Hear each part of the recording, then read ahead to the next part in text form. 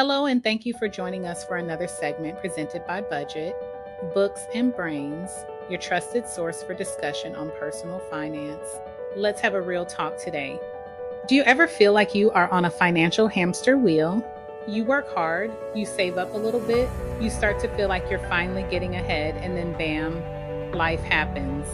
The car breaks down, a friend needs a loan, or maybe that online sale was just too good to resist.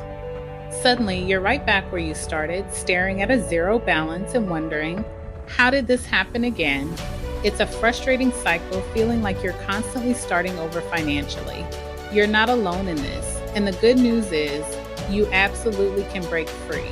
Today, we're going to dive deep into the three main reasons why this keeps happening, and more importantly, what you can do to stop the cycle for good.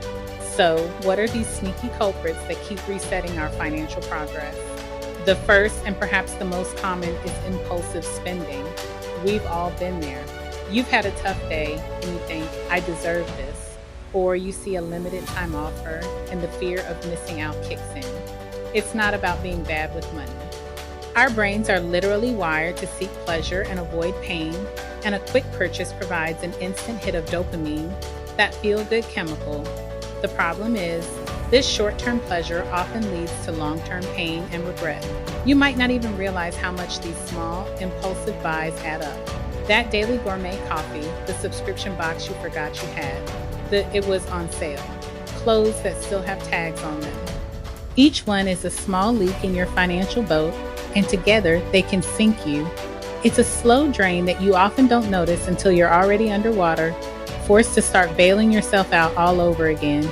The second major reason you might be stuck in this loop is the lack of a clear plan. Think of it like trying to build a piece of furniture without the instructions.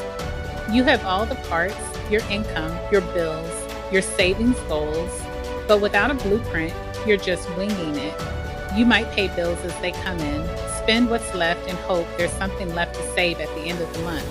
This is what we call a reactive approach to money. You're constantly reacting to financial events instead of proactively directing them. A budget isn't a financial straitjacket designed to stop you from having fun. It's your financial GPS.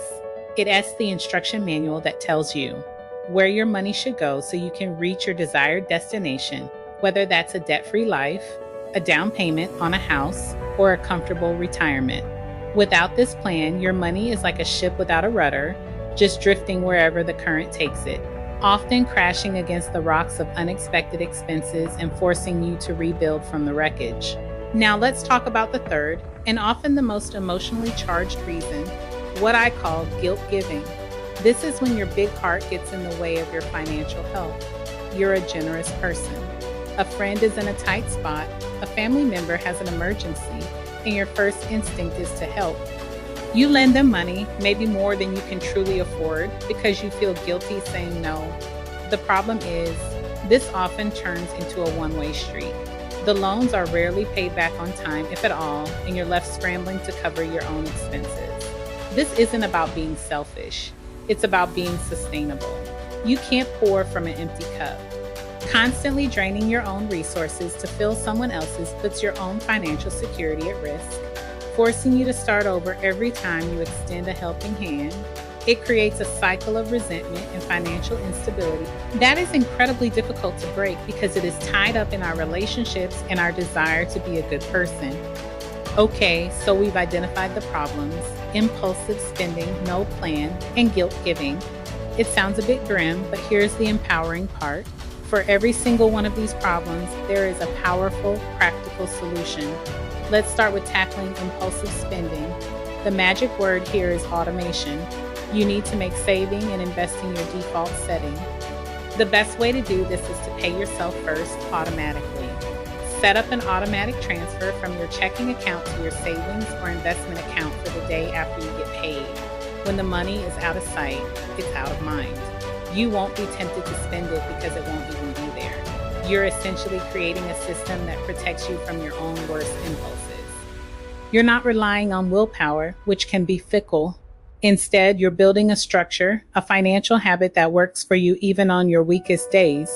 This simple act of automation puts your long-term goals on autopilot, ensuring you're always making progress even when you're not actively thinking about it.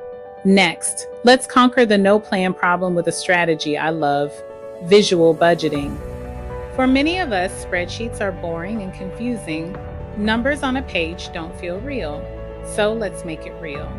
You can use the envelope system, either with physical cash or with digital envelopes in a budgeting app. Assign every dollar a job. You have an envelope for groceries, one for gas, one for entertainment, and so on. When the money in the entertainment envelope is gone, it's gone. There's no swiping a card and dealing with it later. You can visually see how much you have left to spend in each category. This turns budgeting from an abstract concept into a tangible, real-time game. It forces you to be mindful of your spending. Another visual trick is to create a savings tracker. If you're saving for a vacation, print out a picture of your destination in color in a thermometer chart as you get closer to your goal. Seeing that progress visually is incredibly motivating and makes you less likely to dip into those savings for a fleeting impulse purchase. It makes your future goals feel more present and exciting than the immediate gratification of a small buy. Finally, let's address the delicate issue of guilt giving. This requires setting emotional and financial boundaries. This is tough, but crucial. You need to have a prescripted, kind, but firm way to say no. It could be something like, I care about you a lot and it pains me to see you struggling, but I am on a strict financial plan right now and just do not have the room to lend money. Or you can offer help in non-monetary ways. Can you help them look for a job, create a budget for them, or cook them a few meals? This shows you care without derailing your own financial future. It is also wise to create a specific gifting or helping fund in your budget. Decide on a small, affordable amount you can set aside each month. If someone asks for help and you have money in that fund, you can give it freely without guilt or expectation of repayment. If the fund is empty, then the answer is a simple, guilt-free no. This strategy allows you to be the generous person you are, but within a framework that protects your own financial stability. It's about putting on your own oxygen mask first. So let's bring it all together. The feeling of constantly starting over is a clear sign that your current financial systems aren't working for you, but it's not a life sentence. By recognizing the patterns of impulsive spending, the lack of a plan, and the drain from guilt giving, you've already taken the first and most important step. Now you have the tools to fight back. Automate your savings to build wealth on autopilot, making your future self a priority. Use visual budgeting methods to make your spending tangible and your goals exciting. And practice setting healthy financial boundaries so you can help others without hurting yourself. These aren't overnight fixes. They are new habits and new mindsets that you build over time. Start small. Automate just a tiny amount to begin. Track just one spending category. Practice saying no just once. Each small victory will build your confidence and strengthen your financial foundation until it is so solid that nothing can knock you back to square one again. You can do this. You can stop the cycle and start building the secure financial future you deserve. Thank you so much for spending this time with me today. I hope this was helpful and gave you some actionable steps to take control of your finances. If you found value in this video, please give it a thumbs up and don't forget to subscribe and hit that notification bell so you don't miss our future videos. I would love to hear from you in the comments. What is one small change you're going to make this week? Let's support each other. Thanks again, and I'll see you in the next one.